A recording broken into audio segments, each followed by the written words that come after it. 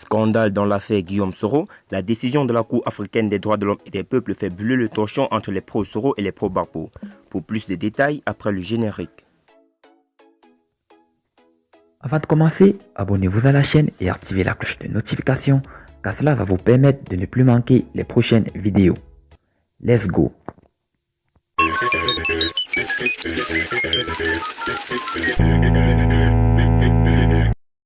Depuis un certain moment, précisément depuis que la Cour africaine des droits de l'homme et des peuples a ordonné à l'État de Côte d'Ivoire de suspendre ses mandats contre Guillaume Soro et ses hommes en prison, j'assiste à une levée de boucliers entre certains partisans Laurent Gbagbo et certains partisans Guillaume Soro. Ces partisans de Laurent Gbagbo reprochent à Guillaume Soro de n'avoir pas défendu le cas des prisonniers pro-Gbagbo incarcérés depuis 2011.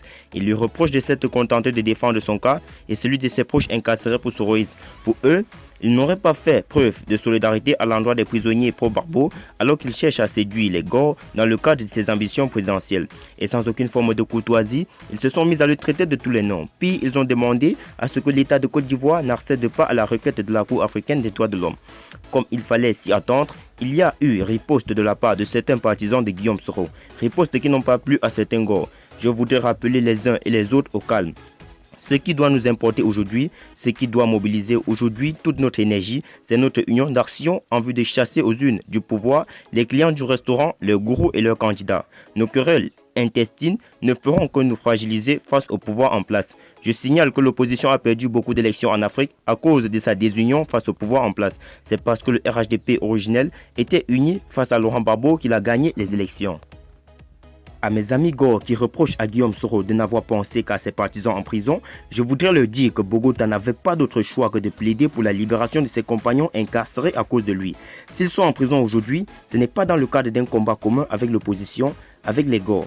Ils sont en prison parce qu'ils ont dénoncé la manière cavalière dont l'arrivée de leur leader en Côte d'Ivoire a été compromise. Les pro-Gbagbo qui sont en prison le sont parce qu'aussi ils ont défendu leur mentor. Si le GPS a mis à la disposition de son mentor et de ses lieutenants incarcérés des avocats pour défendre leur cause auprès de la Cour africaine des droits de l'homme et des peuples, je souhaiterais que le Front populaire ivoirien en fasse de même. Je voudrais rappeler à ces Gors que Guillaume Soro n'a jamais lâché ses compagnons en difficulté avec la police ou la justice. Il a toujours mis à leur disposition des avocats pour leur défense.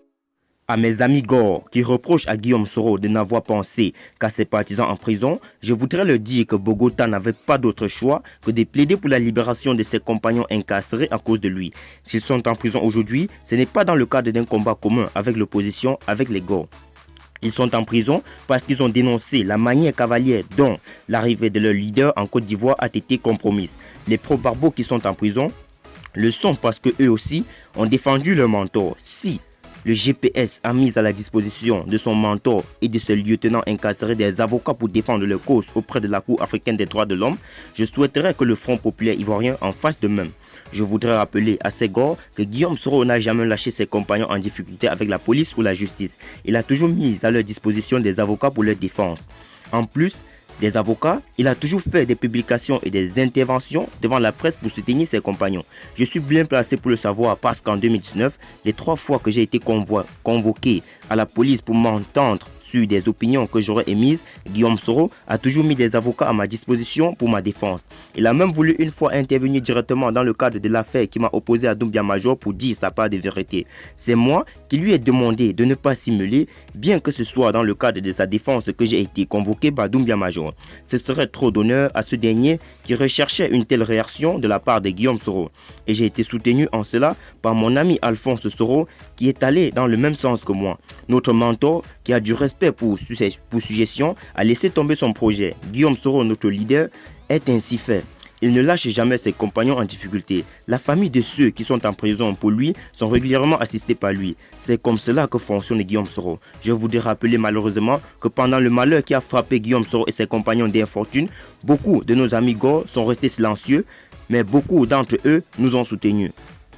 Certains Gors ont même trouvé que c'était une mésentente entre anciens rebelles et que cela ne les regardait pas. Ils ne se sont pas sentis concernés par la guerre entre Guillaume Soro et le gourou du restaurant. Ce qu'ils recherchaient plutôt, c'est de voir comment tirer profit de cette guerre afin de revenir au pouvoir.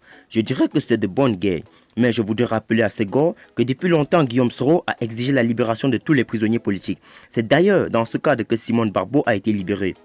Une fois dehors, a-t-elle mis en place En sa qualité de vice-présidente du Front populaire ivoirien version Gbagbo, un collectif d'avocats pour défendre les causes des prisonniers pro-Gbagbo, je voudrais également rappeler que des soroïstes, surtout nos vaillants vidéomènes de Paris, ont plusieurs fois rendu visite à La Haye, à Laurent Gbagbo et à Blé Goudé.